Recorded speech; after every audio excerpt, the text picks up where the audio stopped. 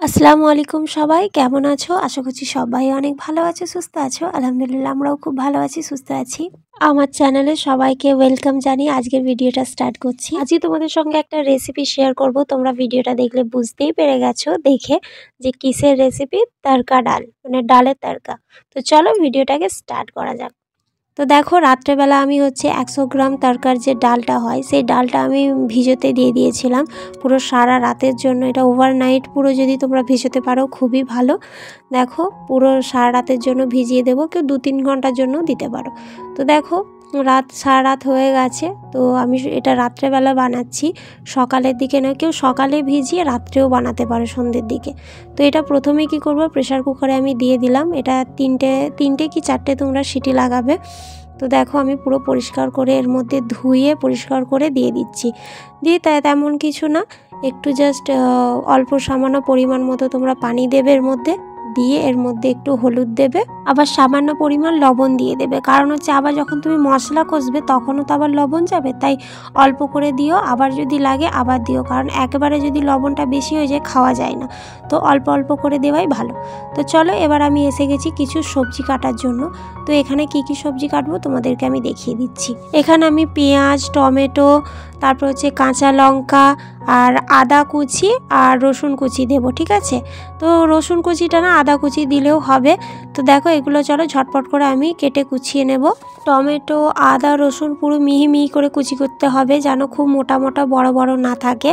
আর পেস্টও করে নিতে পারো, কিন্তু আমি পেস্ট করব না, ছোট ছোট করে কুচি করে। তড়কা ডাল সবাই দেখে মনে করতে পারে যে অনেক টাফ, অনেক মানে ঝামেলার ব্যাপার, কিন্তু না, খুবই ইজি।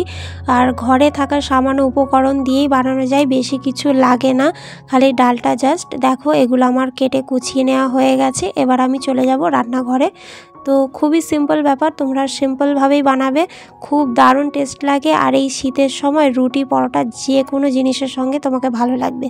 তো দেখো ডালটা আমার সিদ্ধ হয়ে গেছে, সাইডে রেখে দিয়েছি। আর ওতে একটু জলের পরিমাণ, মানে পানির পরিমাণটা বেশি, কেন আমি এক্সট্রা আর পানি ইউজ করবো না। ডালের পরিমাণটা, ডালটা নিলে কি ডালের পানিটা টেস্টটা ভালো হবে। তো দেখো কড়াতে আমি তেল দিয়ে একটা ডিম আমি ভুজিয়া করে নিচ্ছি, মানে ছোট ছোট কুচি কুচি করে ভেজে নিচ্ছি। এবার ওই কড়াতেই আমি সামান্য পরিমাণ তেল দিয়ে তার মধ্যে আদা কুচি, রসুন কুচি আর লঙ্কা কুচি দিয়ে এটাকে সামান্য ভেজে নেব, যাতে ওই কাঁচা গন্ধটা চলে যায়। ততক্ষণ আমি একটু ভেজে নেব।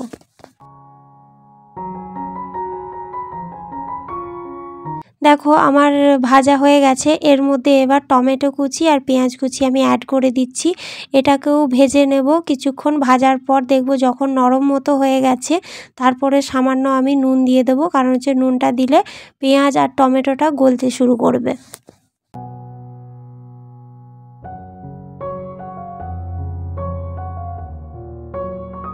তোমরা যখন কড়াতে তেলটা দেবে না, তখনই একটু গোটা জিরে দিয়ে দেবে। আমি জিরেটা প্রথমে দিতে ভুলে গিয়েছিলাম বলে এখন যেহেতু এটা ভাজছি, তখনই আমি একটু গোটা জিরে দিয়ে দিয়েছি। বেশ ভালো লাগে মানে খেতে, আর খুব স্বাদটাও ভালো লাগে। তো দেখো এখানে আমার ভাজা কমপ্লিট হয়ে গেছে। তো এর মধ্যে আমি লবণ দিয়ে দিলাম, যাতে টমেটো আর এটা গলে যায়। এর মধ্যে এবার এক এক করে মশলা দিয়ে দেবো, লঙ্কা গুঁড়ো, হলুদ গুঁড়ো, কাশ্মীরি লঙ্কাও দিতে পারো তোমরা। এরপর ধনে গুঁড়ো দিয়ে দিলাম। এবার জিরে গুঁড়ো দিয়ে দিচ্ছি, দিয়ে এটাকে ভালোভাবে মশলাটা আমি কি করব, কষে নেব। মশলাটা আমার কষা হয়ে গেছে। এর মধ্যে এবার পুরো ডালটা, সিদ্ধ করা ডালটা আমি অ্যাড করে দিচ্ছি। দিয়ে এবার ভালো করে নেড়ে চেড়ে এটাকে ঢাকা দিয়ে কিছুক্ষণ সিদ্ধ করব।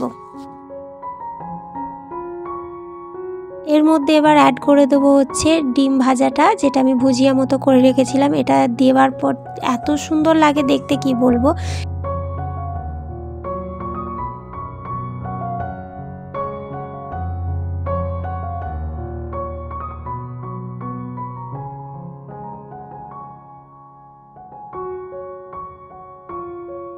এরপর কিছুই না, এরপর লাস্ট ফিনিশিং হবে, যেটা হবে তড়কা মশলা। তড়কা মশলাটা দেওয়ার পর একটু সামান্য ঘি ছড়িয়ে দিলেই তোমাদের পুরো, মানে কি বলবো, পুরো কমপ্লিট হয়ে যাবে। আর একটু মাখা মাখা হলেই ভালো লাগে। তোমরা তোমাদের পছন্দ মতো জলের পরিমাণটা কম বেশি করে দিও, কিন্তু তড়কা সবসময় একটু গাঢ়ই হয়। তো দেখো আমার পুরো অলমোস্ট কমপ্লিট হয়ে গেছে। এবার লাস্ট ফিনিশিংটা দিলেই আমার হয়ে যাবে। তো চলো, ভিডিওটা যদি ভালো লাগে লাইক শেয়ার কমেন্ট আর চ্যানেলটাকে অতি অবশ্যই সাবস্ক্রাইব করে দিও। আবার দেখা হবে নেক্সট একটা ভিডিওর সঙ্গে। আল্লাহ হাফিজ, ততক্ষণ সবাই সুস্থ থেকো, ভালো থেকো।